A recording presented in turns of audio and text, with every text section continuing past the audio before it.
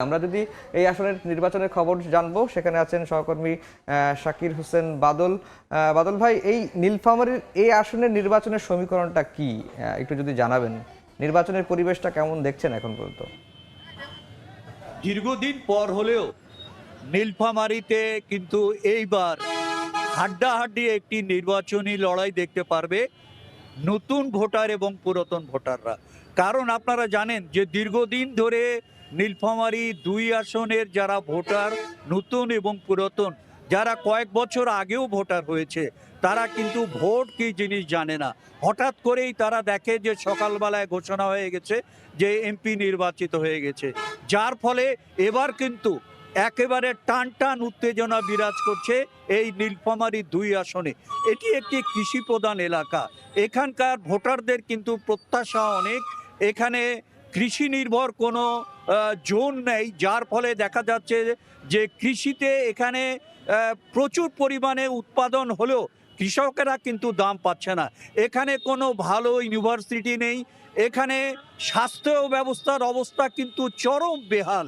এই সব বিভিন্ন সমস্যা নিয়েই কিন্তু ভোটারদের কাছে কিন্তু ভোটাররা কিন্তু প্রত্যাশা করে প্রার্থীদের কাছে। আপনারা জেনেছেন যে এই আসনে মোট প্রার্থী হয়েছে ৫ জন, তবে উল্লেখযোগ্য প্রার্থী হচ্ছে ৩ জন। তার মধ্যে ২ জন হচ্ছে বলা যায় যে হেভিওয়েট প্রার্থী। বিএনপি প্রার্থী শাহরিন ইসলাম, তিনি প্রায় ৩০ বছর ধরে নীলফামারীতে ওনার প্রচারণা বিএনপির পক্ষে কাজ করে যাচ্ছেন। পাশাপাশিভাবে জামাতের যে আল ফারুক আব্দুল লতিফ, উনিও একজন বিজ্ঞ অ্যাডভোকেট।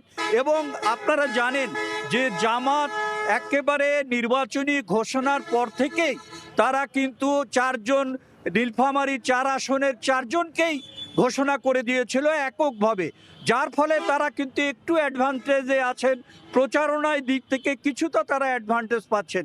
কিন্তু হেভিওয়েট প্রার্থী শাহরিন ইসলাম কিন্তু কোনো ক্রমেই কম না, তিনি কিন্তু প্রচণ্ডভাবে এগিয়ে আছেন নির্বাচনী লড়াইয়ে।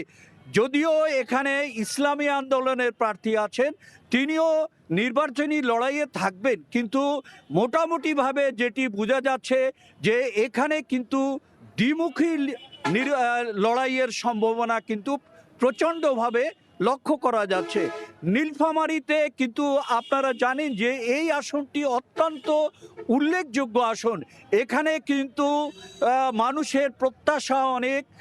যেহেতু দীর্ঘদিন ধরে ভোট দিতে পারে নাই, সেই জন্য মানুষ প্রত্যাশা করছে যে এইবার একেবারে শান্তিপূর্ণ উপায়ে এবং কোনো রকম বিশৃঙ্খলা ছাড়াই তারা তাদের পছন্দের প্রার্থীকে ভোট দিবে। এবং যারা এই সব উন্নয়নের পক্ষে কথা বলবে, যারা কৃষি, শিক্ষা, স্বাস্থ্য এসব বিষয়ে যারা তাদের প্রতিশ্রুতির মধ্যে রাখবে এবং ভোটাররা মনে করবে যারা ভালো ক্যান্ডিডেট, তাদেরকেই কিন্তু ভোট দিবে। এই ছিল আমার কাছে নীলফামারী ২ আসন থেকে নির্বাচনী তথ্য নিয়ে সর্বশেষ। বাদল, আপনাকে অসংখ্য ধন্যবাদ। বাদল জানাচ্ছিলেন নীলফামারী ২ আসনের ভোটারদের প্রত্যাশা এবং দীর্ঘদিন ধরে এই আসনটির মানুষ যে বঞ্চিত, ভোট দিতে না পারার যে একটি প্রভাব, সেটি কিন্তু রয়েছে এবং ভোট দেওয়ার জন্য মানুষ কিন্তু মুখিয়ে রয়েছে এবং এর সঙ্গে স্বাস্থ্য খাত, কৃষি খাতের যে বেহাল অবস্থা, সেটির প্রত্যাশাই কিন্তু আগামীর প্রতিনিধিদের কাছ থেকে প্রত্যাশা করছেন।